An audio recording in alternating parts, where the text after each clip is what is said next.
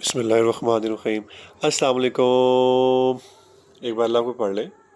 और ये जो सामने चीज़ें आप देख रहे हैं, ये देख के डरना नहीं है। पहले ये पैगाम सुन लीजिए, बाद में मैं आपको डराता हूँ। अस्सलाम वालेकुम फैज़ान भाई, कैसे आप? ठीक है, जावेद लंदन से बात कर रहा हूँ। ये एक बंदे ने मेरे पीछे ये भिजवाया क्योंकि उसका ये पता नहीं, उसने कहीं से वो किया हुआ और अपना वो नूडल्स घर में बना के बस बेचता है। तो वो कहता है कि इसमें तो पहले खुशकी आ रही थी और फिर उसके बाद वही लोग इसमें कंप्लेंट करते हैं कि इसमें जाग नहीं आती और खुशबू का मतलब जाग भी नहीं आती। तो फिर मैंने उसको कहा कि जहाँ तक मेरी इंफॉर्मेशन है, तो मैंने उसको कहा कि आपने इसमें ये चिकन मिकन किस चीज़ का डाला हुआ है, कुछ फेट में कुछ जुगाड़ लगाए हुए, पता नहीं उसने क्या लगाया इसमें। और उसमें मैंने उसको कहा कि आप इसमें कोकोनट ऑयल की मिकदार इसकी बहुत कम है। तो जो कोकोनट ऑयल अगर नूडल्स में अगर अच्छे हो तो एक स्टेबल लेदर भी बनाता है और सॉफ्ट लेदर बबल लेदर बना लेता है। और कहता है कि मैं SLES पीस में डालता हूँ, उससे भी काम नहीं होता। तो फिर मैंने उसको मशवरा दिया कि आप फिर रेसिपी चेंज कर लो, जो आप नूडल्स बना रहे हो उसमें से चिकन में हटा दो, ऑयल पर काम करो। और इसके अलावा मैंने कहा कोकोनट ऑयल आप अपना देख ले, कोकोनट ऑयल की क्वालिटी आपकी ठीक नहीं होगी, क्योंकि कोकोनट ऑयल की मिकदार भी उसमें कोई 5% उसने डाला हुआ है। मैं कहा 5% से तो क्या कहूँ कि नूडल अच्छे बनेंगे या नहीं बनेंगे, मेरा इतना एक्सपीरियंस उसके हवाले से नहीं, बाकी स्टडी मुडी करते हैं इसके हवाले से। तो आप जरा ये देख लें कि इसमें इसने चिकन फेट डाला हुआ है और कुछ और चीज़ें भी कुछ डाली हुई हैं। और इसमें ऑयल्स की मिकदार ने 5% एक रखा हुआ है, कुछ कैस्टर ऑयल जो भी उसने डाला हुआ है। लेकिन उसको मैंने ये मशवरा दिया कि आप नूडल्स में अगर कैस्टर ऑयल होंगे और साथ में अगर कोकोनट ऑयल हाई क्वालिटी का होगा तो आपके बबल भी बनेंगे, सब बनेगा। वो SLES डाल रहे इसमें, लेकिन उससे काम नहीं हो रहा, लेदर नहीं बन रहा, मतलब है कि जाग नहीं बन रहा। तो आप इसके बारे में क्या कहते हैं, जरा देख लें प्लीज। थैंक यू हेल्प करने का और मशवरा देने का। अस्सलाम वालेकुम, जावेद लंदन। जी, ये एक जावेद भाई हैं लंदन से। ये काफ़ी इंटरेस्ट लेते हैं सोप मेकिंग में, उसके प्रोसेस के अंदर। उन्हीं का एक क्वेश्चन आया था, तो उसी को उसके अगेंस्ट मैंने उनको जवाब दिया। और मैंने मुनासिब समझा, पहले तो तकरीबन एक हफ़्ता मैंने ये कोशिश की है कि मैं ये वीडियो आप लोगों के साथ शेयर ना करूं। लेकिन मैंने अक्सर देखा है कि जावेद भाई के बाद काफ़ी सारे लोग और आ गए मेरे पास पूछने के लिए, जी कि हम नूडल बनाना चाह रहे हैं, प्लीज़ कोई हल बताइए, हम नूडल बनाना चाह रहे हैं, प्लीज़ कोई हल बताइए। तो फिर मैंने मुनासिब समझा कि मैं अपनी आप बीती आप लोगों को दिखा दूं, ताकि आप लोगों को अंदाज़ा हो जाए कि जिस आग से आप खेलना चाह रहे हैं वो आग क्या कर सकती है। ये जो आप सामने ढेर देख रहे हैं, ये लाखों का है। मतलब आप एक बोरा लेने जाते हैं, 2 बोरा लेने जाते हैं, 4 बोरे लेने जाते हैं, या 1 टन लेना चाहते हैं, मतलब 40 बोरे लेने जाते हैं, तो आप खुद अंदाज़ा कर सकते हैं कि वो आजकल के रेट्स के मुताबिक वो कितना महंगा है।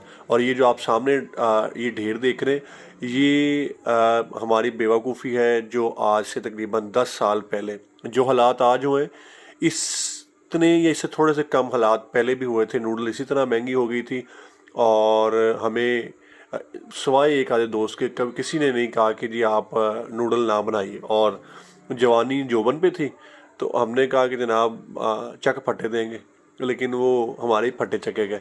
तो ये प्लीज़ आप लोग और कीजिए कि ये नूडल बनाना इतना आसान काम नहीं है। ये बहुत बड़ा टेक्निकल काम है।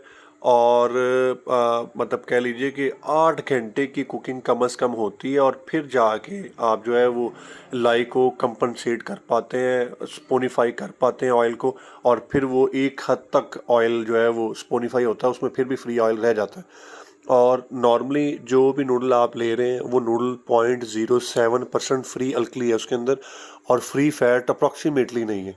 मेरी बात ज़रा समझने की कोशिश कीजिए। 0.07, मैं 1% की बात नहीं कर रहा, मैं 0.1 की बात नहीं कर रहा, मैं 0.07% की बात कर रहा हूँ। कि आप ये समझ लीजिए कि उसमें फ्री अल्कली है ही नहीं। इतने प्रॉपर तरीके से जो है वो सोप बनाया जाता है, जो नूडल्स आपको और मुझे मिलती हैं।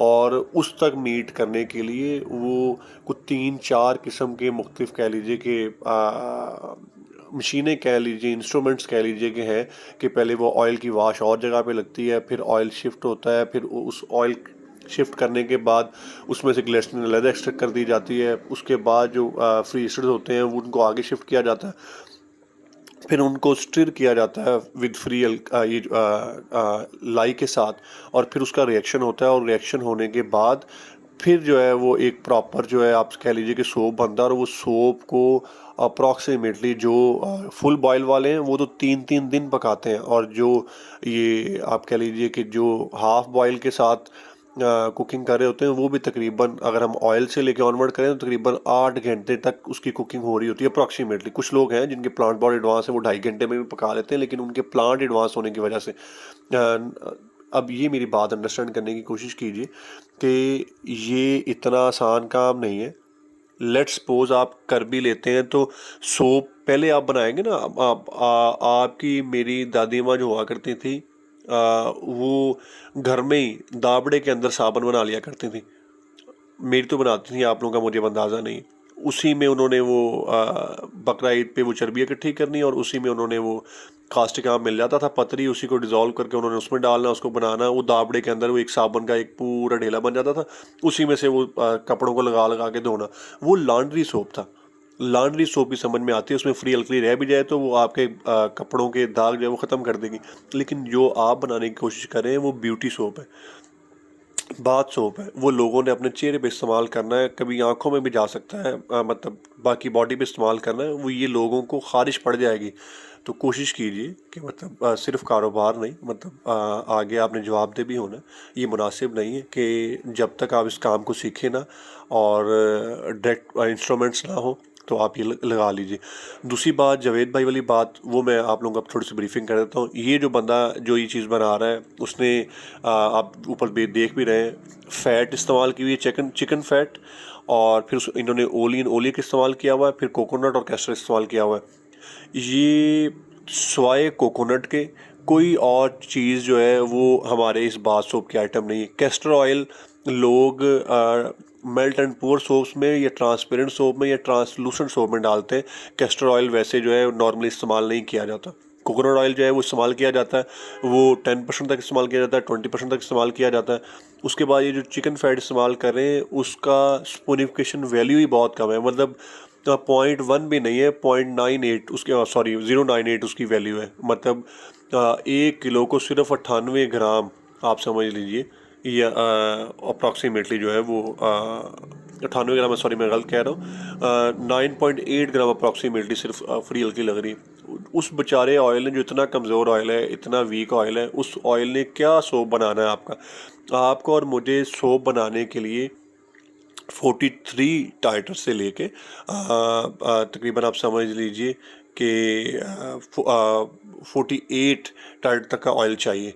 और उसी के दरमियान में हम जो सोप बनाते हैं वो सोप ऐसा बनता है कि लॉन्ग लास्टिंग भी होता है, घुलता भी नहीं है, और उसकी झाग भी प्रॉपर होती है। जो झाग वाला मसला इन्होंने कहा, ये तो कैस्टर जो है वो झाग को ख़त्म कर रहा है, वो झाग बनाएगा नहीं, वो बारीक बारीक सी ना वो वाइट लाइन बनाता रहेगा झाग टाइप। वो लेदर कह सकते हैं उसको, फोम बबली फोम नहीं कह सकते। एक चीज़ वो इन्हें ये गलत कर रहे हैं। दूसरा सिर और जो ये चिकन फैट डाल रहे हैं, चिकन फैट इट्सेल्फ कह लीजिए बड़ा कमज़ोर है, वो उसमें वो बबल का कोई ऑप्शन नहीं है, वो भी सिर्फ वही वाइट से बनाएगा।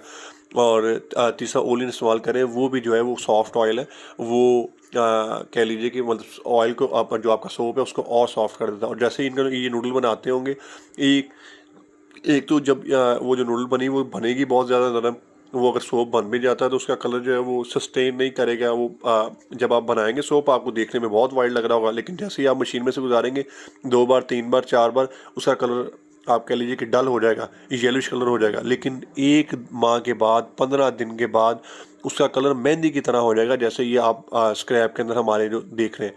इसके अलावा भी इंशाल्लाह मैं एक वीडियो बनाऊंगा प्रॉपर, ताकि आप लोगों को उसमें दिखा सकूँ कि सोप जो है, नूडल जो है वो बनाई जा सकती है, लेकिन वो छोटे लेवल पे नहीं बनाई जा सकती।